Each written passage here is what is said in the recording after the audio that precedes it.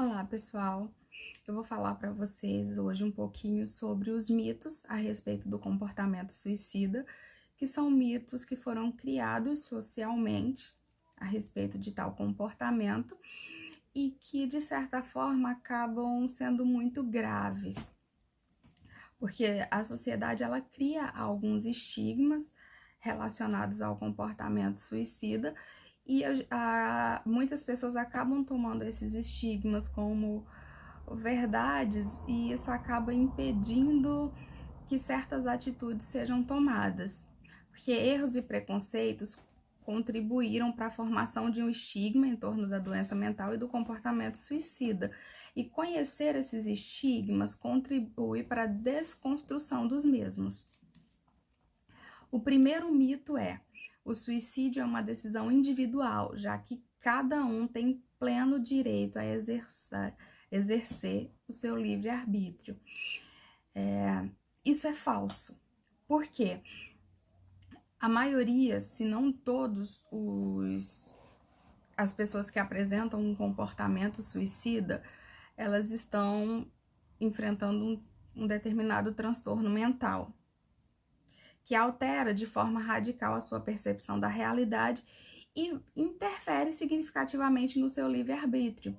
Porque uma pessoa com transtorno mental, uma pessoa que está adoecida, ela não tem capacidade de tomar decisões por si. Então, qual é a primeira coisa que deve ser feita?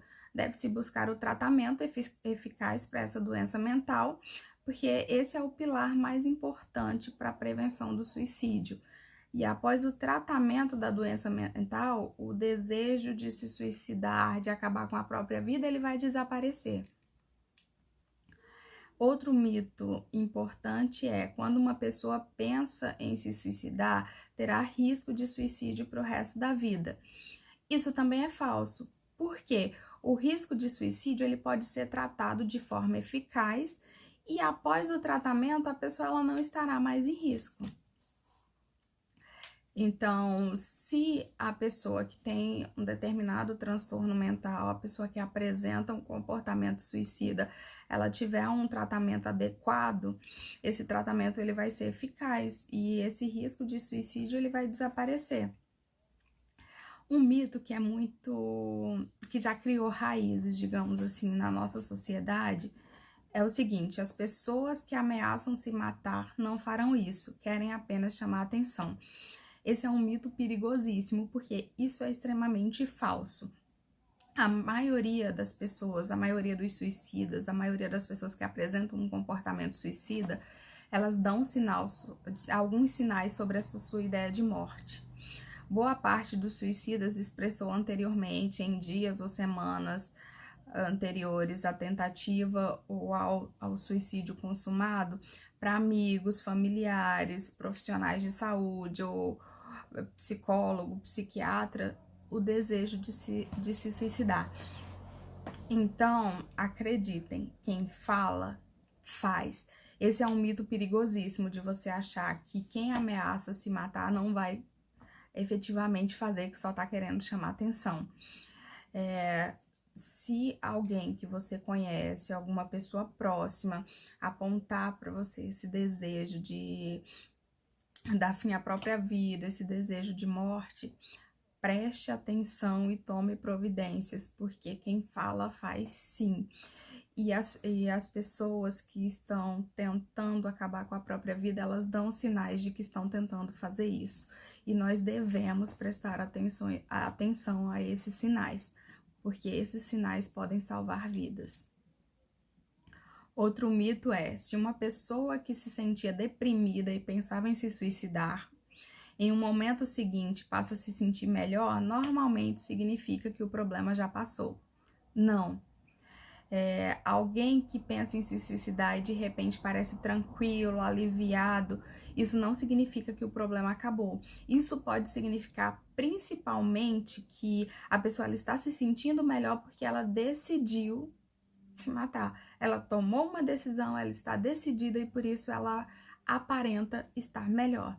Então, esse também é um sinal de alerta. Outro mito importante é quando o indivíduo mostra sinais de melhora ou sobrevive a uma tentativa de suicídio, está fora de perigo. Isso é muito grave, porque não é real. Um dos períodos mais perigosos no que diz respeito à pessoa que tentou suicídio é esse período em que ela está melhorando de uma crise que motivou essa tentativa, quando a pessoa ainda está no hospital, ou após ter tentado o suicídio, ou as semanas que se segue a alta hospitalar. É um momento extremamente delicado, é um período em que a pessoa está particularmente fragilizada. E como um preditor de comportamento futuro, o comportamento passado pode estar nos dizendo que a pessoa suicida muitas vezes continua em alto risco de cometer suicídio. Outro mito que também acredito eu que criou raízes na nossa sociedade, que as pessoas acreditam ser muito real, é que não devemos falar sobre suicídio, pois isso pode aumentar o risco. E não é verdade.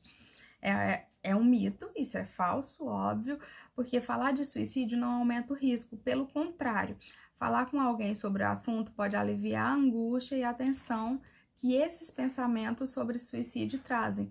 Então, falar com a pessoa que apresenta alguns sinais de comportamento suicida, falar com essa pessoa sobre suicídio, sobre morte, sobre as estratégias de prevenção, não vai aumentar o risco de suicídio. Talvez seja tudo que a pessoa precisa naquele momento, de alguém que fale com ela sobre o assunto ou de alguém que escute ela falar sobre o assunto.